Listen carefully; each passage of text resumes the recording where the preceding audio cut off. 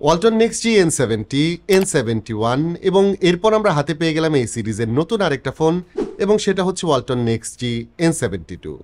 ফোনটি কিছুদিন আগে লঞ্চ করা হয়েছে, অলরেডি এটি বাজারেও পাওয়া যাচ্ছে এবং এটার কিন্তু একটি ভ্যারিয়েন্টই বাজারে পাবেন এবং সেটার প্রাইস হচ্ছে 11,999, মানে অলমোস্ট 12,000 টাকা।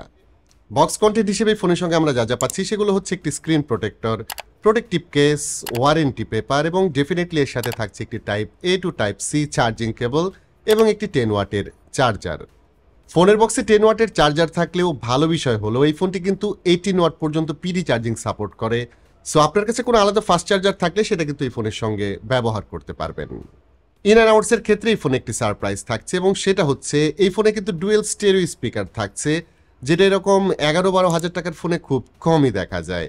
এবং আমি কিছুটা সারপ্রাইজড হয়েছি কারণ এটি ভালো রকমের ব্যালেন্সড, মানে দুইটি স্পিকারের সাউন্ড লেভেল খুব কাছাকাছি, সেই সাথে সাউন্ড কোয়ালিটি, লাউডনেসও বেশ ভালোই বলা চলে।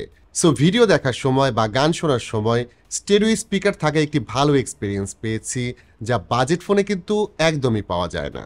এর সাথে আরেকটা বিষয় বলতে হচ্ছে, সেটা হচ্ছে এই ফোনে কিন্তু বিশাল সাইজের একটি ডিসপ্লে থাকছে, যেটি আকারে 6.8 ইঞ্চের IPS ইনসেল প্যানেল। সো বড় ডিসপ্লে, স্টেরিও স্পিকার, এসব মিলিয়ে মাল্টিমিডিয়া কনজামশনের যে এক্সপিরিয়েন্স সেটা আসলে অনেক ভালো ছিল। প্লাস এতে 90 হার্টজ রিফ্রেশ রেট থাকছে, 180 হার্টজ টাচ স্যাম্পলিং রেটও পাওয়া যাবে। সো ব্যবহারের ক্ষেত্রে স্মুথ ফিলটা পাচ্ছিলাম। অন্যদিকে ডিসপ্লের কালার ইনসেল হিসেবে বেশ ভালো বলা চলে। ইনডোর কন্ডিশনে ব্রাইটনেস স্ট্যান্ডার্ড, ডিরেক্ট সানলাইটে কিছুটা স্ট্রাগল করে, তবে ওভারঅল বাজেট অনুযায়ী ডিসপ্লেটা সব মিলিয়ে বেশ ভালো ছিল। যদিও এটা ফুল এইচডি প্যানেল না, এতে 720 প্যানেল থাকছে, বাট শার্পনেসের ঘাটতি সেটা কিন্তু ডে টু ডে ইউজের ক্ষেত্রে খুব একটা বোঝা যায় না। যাই হোক, ইন অ্যান্ড আউটসের ক্ষেত্রে এতে আরও থাকছে 3.5 millimetre headphone Jack, single microphone, এতে সেকেন্ডারি নয়েজ ক্যান্সেলেশন মাইক্রোফোন থাকছে না, থাকলে বেটার হতো। এতে থাকছে ট্রিপল স্লটের সিম ট্রে, যাতে দুটি সিমের পাশাপাশি একটি এসডি কার্ড ব্যবহার করতে পারবেন এবং এর অন্য পাশেই থাকছে পাওয়ার বাটন, যেটা একই সাথে ফিঙ্গারপ্রিন্ট স্ক্যানার হিসেবে কাজ করে এবং আনলকিং এর ক্ষেত্রে এটি যথেষ্ট এফিশিয়েন্ট ছিল, ডিলে একদমই নেই। এছাড়াও যদি চান এতে কিন্তু ফেস আনলক সিস্টেমও ব্যবহার করতে পারবেন, যেটা আলো থাকলে ভালো কাজ করে। এই ফোনের লুকের কথা যদি বলি, আমার কাছে যে ভ্যারিয়েন্টটি থাকছে এটি দেখতে কিন্তু আমার কাছে যথেষ্ট প্রিমিয়ামই মনে হচ্ছে এবং আমার কাছে যে বিষয়টা ভালো লেগেছে সেটা হচ্ছে এর রিয়ার সাইডে কিন্তু ফিঙ্গারপ্রিন্ট বা স্মাজেস একদমই দেখা যায় না। সো ফোনটা ওভারঅল অনেকটাই ক্লিন থাকে। এটি বক্স হিসেবে ডিভাইস, প্লাস্টিক ম্যাট ডেফিনেটলি। এর কালার অনেকটাই হোয়াইট টাইপের, যদিও এর অফিসিয়াল নাম হচ্ছে মিটিওর ব্লু, আমি জানি না কেন। তবে এর আরও দুটি কালার ভ্যারিয়েন্ট থাকছে, যেগুলো হচ্ছে হান্টার গ্রিন এবং কর্নফ্লাওয়ার ব্লু। তো ইনসাইডের কথায় যদি আসি, এই ফোনে কিন্তু আমরা 64 গিগাবাইট স্টোরেজ পাচ্ছি। এর সাথে আলাদাভাবে এসডি কার্ড ব্যবহার করতে পারবেন, যেটা আপনি 256 গিগাবাইট পর্যন্ত এক্সপান্ড করতে পারবেন। র্যাম হিসেবেতে থাকছে 4 গিগাবাইট র্যাম এবং র্যাপিড মেমোরি হিসেবেতে স্টোরেজ থেকে আরও 4 জিবি র্যাম নিয়ে এতে টোটাল 8 জিবি র্যাম পাওয়া যাবে, যদিও স্টোরেজ থেকে নেওয়া এই র্যাম খুব একটা কাজের কিছু না। পাওয়ারের কথায় যদি আসি, এতে ব্যবহার করা এসওসি T606 ডেইলি টাস্কের জন্য ওকে, মানে ফেসবুক, ইউটিউবের মতো রেগুলার যেসব অ্যাপ থাকছে এতে খুব ভালো মতো ব্যবহার করতে পারবেন। নর্মাল ইউজে ল্যাগ বা স্লোনেসের যে ব্যাপারটা সেটা একদমই পাওয়া যায় না। চাইলে এতে হালকা পাতলা গেমও প্লে করা যাবে, তবে ভারী গেমের ক্ষেত্রে এই ফোনে খুব একটা ভালো সাপোর্ট পাওয়া যাবে না।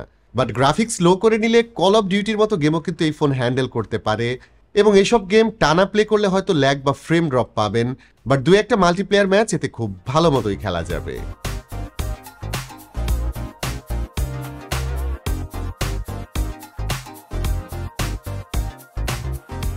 অপারেটিং সিস্টেম হিসেবে অ্যান্ড্রয়েড 13 থাকছে, এর ইউআই স্টকের মতোই। এতে ব্লোটওয়্যার বা প্রি ইনস্টল অ্যাপ্লিকেশন খুব একটা নেই এবং ব্যবহার করে দেখলাম এর ইউআই খুব একটা রিসোর্স ব্যবহার করে না। সো ওভারঅল এতে স্টেবল পারফরমেন্স পাওয়া যাবে। অন্যদিকে স্ট্যাবিলিটি পেয়েছি এর ব্যাটারি ব্যাকআপের ক্ষেত্রেও। এতে 5010 মিলিঅ্যাম্পায়ারের ব্যাটারি থাকছে। সো ফুল চার্জ করে নিলে এতে 1.5 দিন 2 দিন ব্যাকআপ পাওয়া যাবে নর্মাল ইউজে। আমি 8 থেকে 9 ঘন্টার মতো স্ক্রিন অন টাইম পাচ্ছিলাম। তবে এই ফোনের সাথে অনলি 10 ওয়াটের একটি চার্জার পাওয়া যাবে, যেটা খুবই স্লো। সো আপনার কাছে যদি কোনো ফাস্ট চার্জার থেকে থাকে সেটা কিন্তু এই ফোনের সঙ্গে ব্যবহার করা বুদ্ধিমানের কাজ হবে।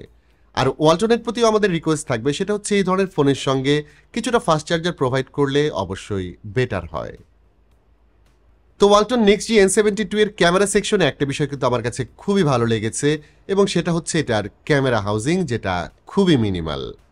এর ক্যামেরা আইল্যান্ড অনেকটাই ফ্ল্যাট, সো ফোন এভাবে রাখলেও খুব একটা উইবল হবে না। এখানে টোটাল 3টি ক্যামেরা থাকছে, যার মধ্যে একটি হচ্ছে প্রাইমারি 52 মেগাপিক্সেল ক্যামেরা, অন্য দুটি ক্যামেরা সম্ভবত এআই কিংবা ডেপথ ক্যামেরা। এগুলো অনেকটা ইউজলেস সেন্সর, সেটা আমরা অনেক ক্ষেত্রেই বলে থাকি, এবং এটার ক্ষেত্রেও সেটার ব্যতিক্রম থাকছে না।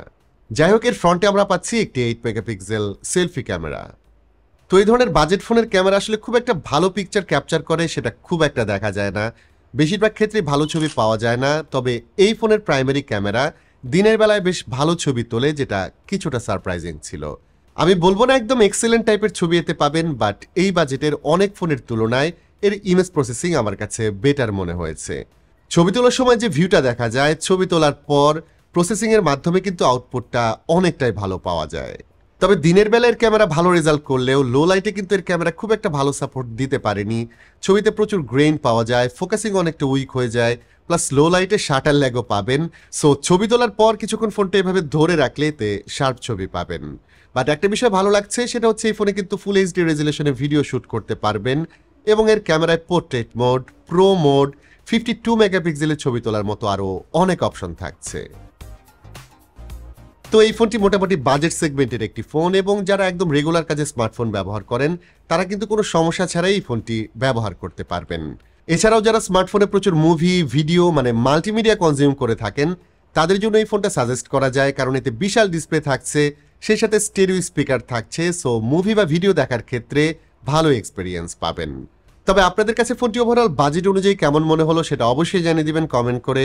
ভিডিওটি ভালো লাগলে please hit the like button, share করতে পারেন আপনার বন্ধুদের সঙ্গে।